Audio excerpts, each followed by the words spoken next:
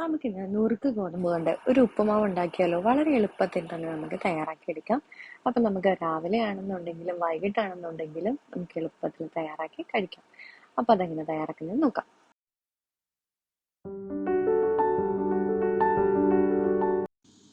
അതിനായിട്ട് ഞാനിവിടെ നുറുക്ക് ഗോതമ്പ് ഒന്ന് എടുത്ത് വെച്ചിട്ടുണ്ട് കേട്ടോ. ഞാൻ ഒരു കപ്പാട്ടോ എടുത്തേക്കുന്നത്. അത് നമുക്കൊരു 2-3 തവണയൊന്ന് വാഷ് ചെയ്ത് എടുക്കണം. ഇപ്പം ഞാനതെല്ലാം ഒന്ന് കഴുകി എടുത്ത് വെച്ചിട്ടുണ്ടേ. അതിലെ അഴുക്കെല്ലാം പോകാൻ വേണ്ടിയിട്ടാണ് ഒരു 3 തവണ കഴുകിയെടുക്കുന്നത്. ഇനി ഞാനിത് വേവിക്കുന്നത് കുക്കറിലാണ് കേട്ടോ. അപ്പം ഞാൻ ഒരു കപ്പ് നുറുക്ക് ഗോതമ്പ് എടുത്തത് കൊണ്ട് ഈ ഞാൻ എടുത്തേക്കുന്ന നുറുക്ക് ഗോതമ്പിന് 2 കപ്പ് വെള്ളം വേണം.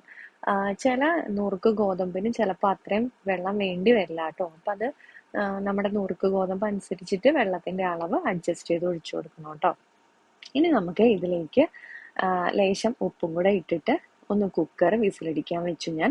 എന്നിട്ട് ഒരു 2 വിസിലായപ്പോഴത്തേക്കും നമ്മുടെ നുറുക്ക് ഗോതമ്പ് നന്നായിട്ട് വെന്ത് കിട്ടി കേട്ടോ. അതും കുക്കറിന് ചിലപ്പോൾ വിസിൽ വ്യത്യാസം ഉണ്ടാവാം. ഇനി ഞാൻ ഒരു ചട്ടി വെച്ച് കൊടുത്തിട്ടുണ്ട്. അതിലേക്ക് ഞാൻ ഒഴിച്ച നെയ്യാണ്, ഇല്ലെങ്കിൽ നമ്മുടെ വെളിച്ചെണ്ണയാണെങ്കിലും ഒഴിച്ചു കൊടുക്കാം. ഇതിലേക്ക് കടുകൊന്ന് താളിക്കാൻ വേണ്ടി ഇട്ട് കൊടുത്തിട്ടുണ്ട്.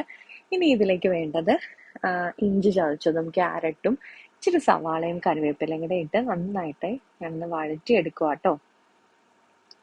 ഇതിന്റെ പച്ചമണമൊക്കെ ഒന്ന് മാറി വന്നാൽ മാത്രം മതി. ഇനി നമുക്ക് ഇതിലേക്ക് ആവശ്യത്തിനുള്ള തേങ്ങ ഒന്ന് ചേർത്ത് കൊടുക്കാം. അതും ഇതുപോലെ ഒന്ന് നമുക്ക് നന്നായിട്ടൊന്ന് വഴറ്റിയെടുക്കാം.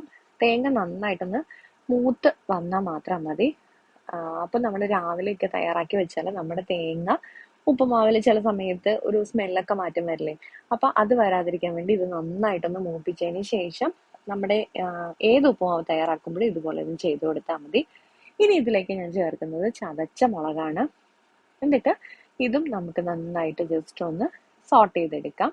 ഞാൻ ചതച്ച മുളക് ചേർക്കുന്നതുകൊണ്ടാണ് ഉണക്കമുളക് താളിച്ച സമയത്ത് ചേർത്ത് കൊടുക്കാൻ കേട്ടോ.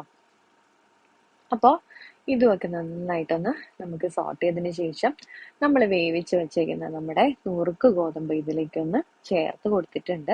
ഇനി നമുക്ക് ജസ്റ്റ് ഇതൊന്ന് മിക്സ് ചെയ്യുക മാത്രമേ ഉള്ളൂ. ഇപ്പം ഞാൻ ലോ ഫ്ലെയിമിലാണ് തീയിട്ട് കൊടുത്തേക്കുന്നത്.